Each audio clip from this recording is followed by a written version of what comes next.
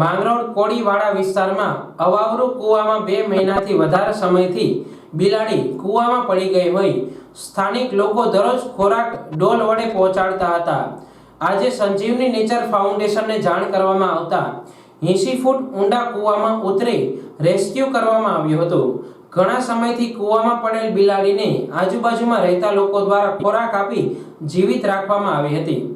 2 માસથી પડેલ બિલાડીને જીવતી કૂવામાંથી બહાર કાઢાતા જીવદયા પ્રેમીઓમાં ભારે ખુશી જોવા મળી હતી। આ બિલાડીને રેસ્ક્યુ કરવા ગૌ સેવકો તેમજ સંજીવની નેચર ફાઉન્ડેશન મકતુપુર ટીમ દ્વારા રેસ્ક્યુ કરી પ્રકૃતિના ખોળે મુક્ત કરવામાં આવી હતી।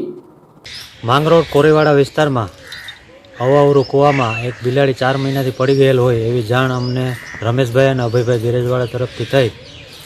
સંજીવની નેચર ફાઉન્ડેશન ટીમ મકતુપુર નિરંતર ગૌ સેવા મકતુપુર આવી અને આ બિલાડીને આશરે 70-80 ફૂટ ઊંડો કૂવો અવાવરૂ કૂવો હતો, ભારે જહેમત ઉઠાવી અને આ બિલાડીને કાઢી અને ફરી પાછી પ્રકૃતિને ખોળે મુક્ત વિચરવા મુક્ત કરેલ છે। અસ્તુ, જય હિન્દ।